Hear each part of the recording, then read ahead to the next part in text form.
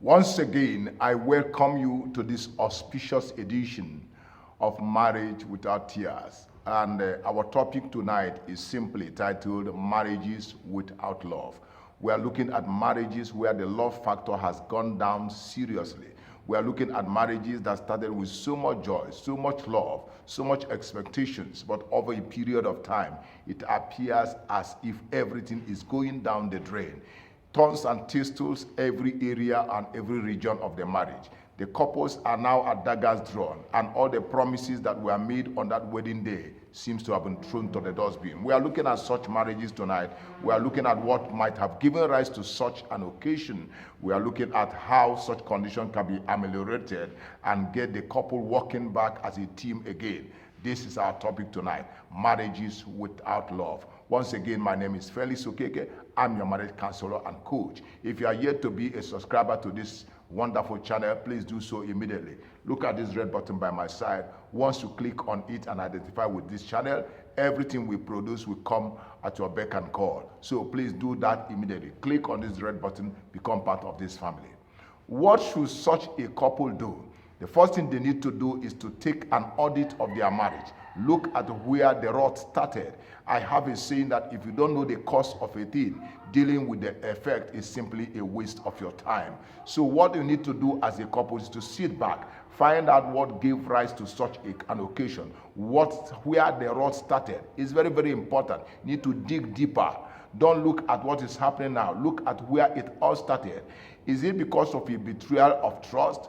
Is it because your spouse did not meet a certain expectation? Is it because you expected a hand of support at some certain critical points in your marriage and somehow your partner was not there to support you? Is it because when you were in tears, your partner was not there to lay a shoulder for you to cry on? What actually gave rise to that? Is it because over a period of time, all your counsel have been thrown to the dustbin? Your partner does not have room for your counsel, and suddenly your affection for him or her began to go down. What actually gave rise to it? You need to sit back in the comfort of your home or in your inner chambers and do an internal audit. Know where it all started. If you can identify where it all started, solution will become easier for you to identify.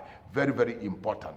The second thing that must be done is that you must make up your mind to plug the hole and then restart the process of bringing back in love into your relationship. If you don't start the process, if you don't take that, that dimension, if you don't take that route, there's the tendency for you to continue living the way you do. And if you continually live the way you do, your marriage can only go down and down until everything is gone. But if you make a decision today to restart and to reignite the process of love in your marriage again, of course, you will see changes. How do you start that? Number one, you must understand that every person in a marriage has a role and responsibility to fulfill. Are you as an individual in a marriage fulfilling your own roles as a person? Are you fulfilling your own roles to your spouse? Because it is unethical, it is out of place for you not to be fulfilling your own roles as a husband or as a wife and then expecting your own spouse to do the same. It is out of place. So you must ask yourself that question. Am I fulfilling my own roles and obligations within the concept of this union? Very important. If you're not doing so, that's a place to start. Secondly, you must also ask yourself, what changes do I need to make in my communication skill?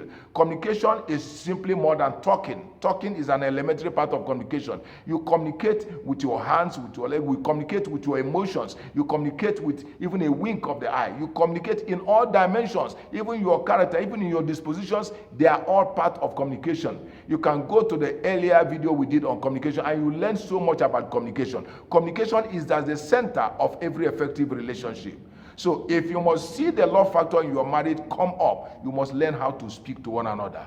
You must learn how to identify with one another at critical times. You must learn how to communicate your passions, your love. You must learn how to say, I am sorry when need be. You must learn how to be gracious in forgiveness. You must learn how to be gracious in your communication with one another. You don't derobe your spouse in public.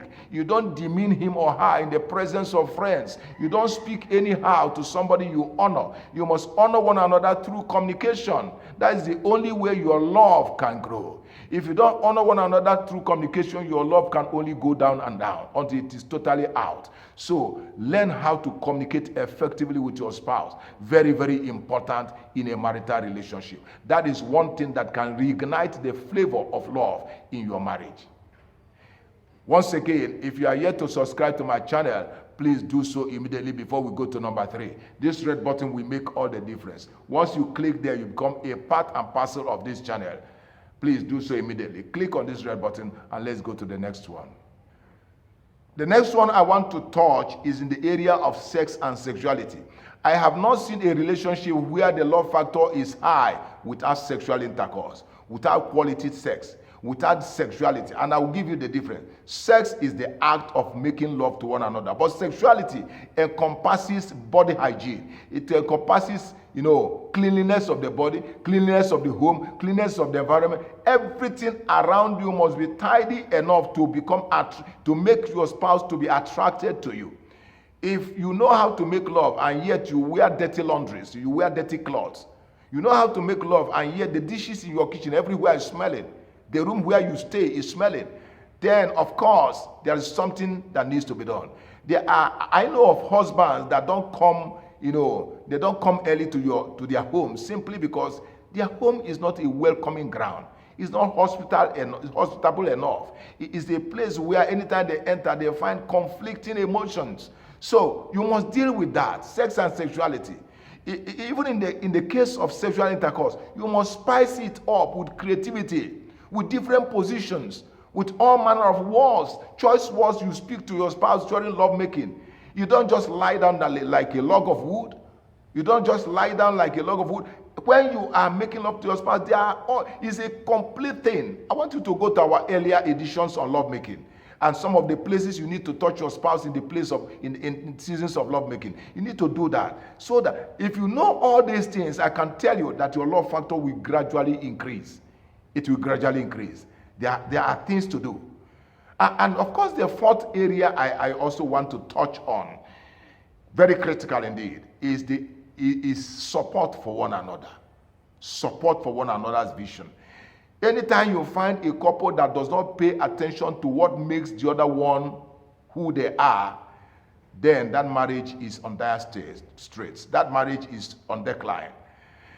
If you find a couple that when one is going north, the other one is going south, when one is in support of one vision, the other one doesn't pay attention at all, then that marriage is in trouble. The only way you can get your love factor growing is your capacity to stand there for one another, to love one another, and of course to support one another. Support one another's visions and dreams. Support one another's hobbies. Support one another's expectations in life. You need to be there to lend a helping hand. Is your spouse going through business challenge? He has incurred so much losses. It's making him depressed. And you have the money. Why don't you come? If you don't have the money, you have the choice of words. There are things you can tell him to mellow down his temperament. There are things you can do to bring down his temperament, to make him begin to reason better. Support is very needed in marriage. If you are there for one another and you're not supporting one another, but you are just there hoping for love to be spiced up, no, it cannot work that way. Is he going through a spiritual retreat? Why don't you join him? Is he going through a period of mental torture? Why don't you be the shoulder that he has to lean on in order to get out of depression? Is he going through one challenge or the other? Be there for him. Be there for her. Has he lost somebody that is close to him, possibly a parent, and is always in tears? Why don't you be there to lend a helping hand? Be there. Marriage is about supporting one another to fulfill purpose. Very, very important. If you're not supporting one another and you're expecting the love to grow, it cannot grow. It can only but decline. So support is very needed in critical moments in your marriage. Very, very important. And I will give you a final one. This final one, please don't take it for granted because it's very important too. That is my final message on this very particular edition. Learn to pray for one another. Somebody may ask me, what has prayer got to do with love? What has prayer got to do with, emotions rise? What has prayer got to do? Let me tell you one thing. If I know that you pray for me, praying for me simply tells me one thing. It tells me that you care for me. It tells me that you care for my success. You care for my improvement. You care for my growth in life. It tells me that you care for positive things to happen to me. It tells me that you care for my joy in that marriage. You care for my joy in life. Let me give you a simple analysis, a simple story. There was a day I had an altercation with my wife. We worried about something very early in the morning, and I dressed up, and in anger, I walked out of the home. I had gone out for almost 20 minutes to 25 minutes, and suddenly I felt within myself that I was not doing the right thing. I was going out with a lot of bitterness in my heart, and I needed to resolve it. So I turned around and drove back to the house. And then I tiptoed to I walked to my door. And by the time I was getting close, I was hearing her voice. So I tiptoed to the door. I listened. And do you know what I heard? I heard my wife praying for me. She was praying that as I'm going out, that the anger that I left the house with will not be the determinant to the result of the day. She was praying that I meet with success. She was praying that whatever is a problem in our marriage or problem in our relationship, that as I'm going out, I should return with, a different testimony. That my joy will be established even as I'm going out. She was praying for my success. She was praying for the day to be good to me. She was praying for the joy of the day for me. And it hit me. It hit me below the belt. As a matter of fact, what I did was I just opened the door and came in. And she was surprised to see me because she thought I had gone out. She thought I should be far from the house. She was surprised. And I held her in my arms and I appreciated her. Let me tell you, it made a difference in the day. It made a whole lot of difference. And that altercation, that anger was gone. The joy of the marriage was restored. And a whole lot of things began to happen. If you are in the habit of praying for your spouse, even at ugly moments, I can tell you that bitterness will not last in his heart. That bitterness will be swept away from her heart. I can tell you that bitterness will not stand the test of time. I can tell you that whatever has come to contaminate your marriage will not stay long. So, learn how to pray for your spouse if you want the love factor in your marriage to grow. Very, very important. And before I check out of this production, please, one more thing.